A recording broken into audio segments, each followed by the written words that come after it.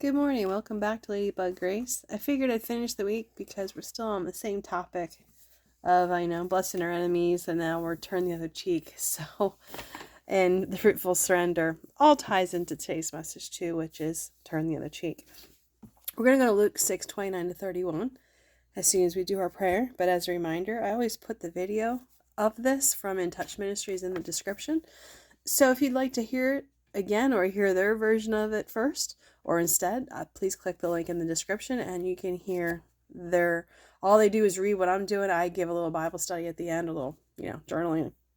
Not really Bible study at the end of mine, but let's start.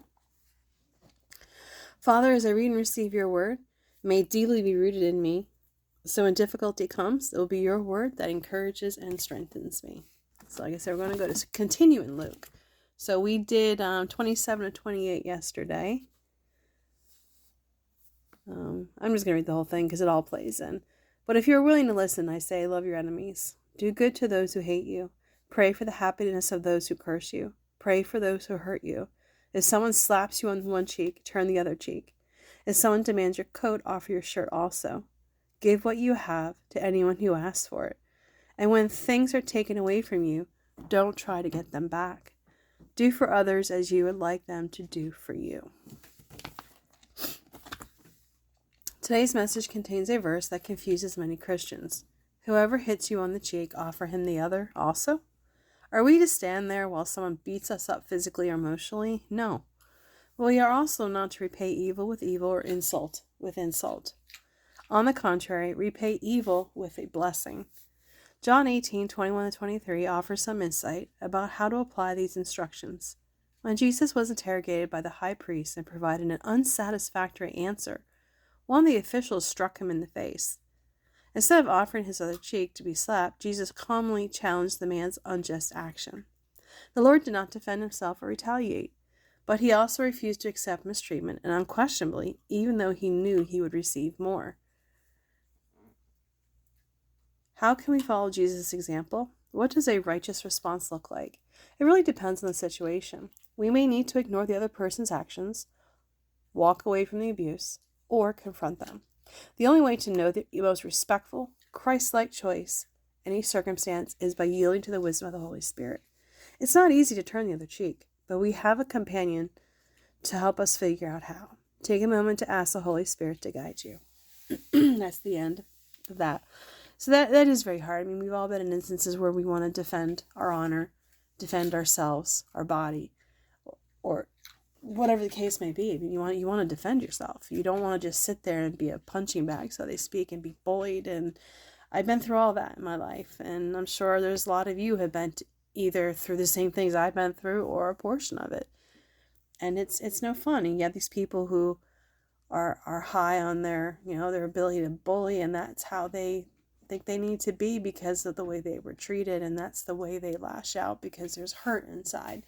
And I've learned that as I've grown up. I mean, people act and do certain ways because of something that happened to them, and instead of trying to heal it, they lash out at those around them, or they play the games, and so to speak. So as my journaling was, this topic is one shared often, but is more metaphorical. Don't strike the other in response is what is being said here. We are to forgive and wish you the best and pray they will see the wrong and be corrected. So basically that's the thought, with that. It's just someone hurts you emotionally or physically, and it's so much easier to do it emotionally. We all know that because it leaves marks no one can see. And it's very hard to do because you are hurt, especially when it's someone you love and trust. That is the most awful way, especially when it's love and there's love involved and someone reacts that way. That took me years to heal from, I have to say, for me. And there's still times for me it comes up and the hurt's still fresh, like it just happened yesterday. And you cry it out, well, I do at least, and just pray and just don't let that person back in, or you just walk away. That's kind of the way I've gotten to some degree, and it's not a sign of being a coward. It's just, what is more important to you? Me is peace. I want just peace. My search is to find a God-like man, Christ-like, who has those kind of same beliefs as me, and we all slip. I know that. I'm not saying he has to be perfect, but he has those beliefs and those understandings back there, and we all deserve to be loved without that emotional and physical abuse. And it happens even with friends, people you really trust. So that's why even with people, I don't share much anymore. I don't know if you've ever had that experience. I just share some things, but a lot of things get shut down because it's just not. And I always think, are people sharing things like that with me? And the answer is no. So why am I going to share stuff like that back? So that's the interpretation for me today, is just a reminder. You just forgive, walk away, wish you the best. I guess that's out of order. Wish you the best, walk away, and pray that they have some type of intervention, because if you've done that, you know it does eventually happen.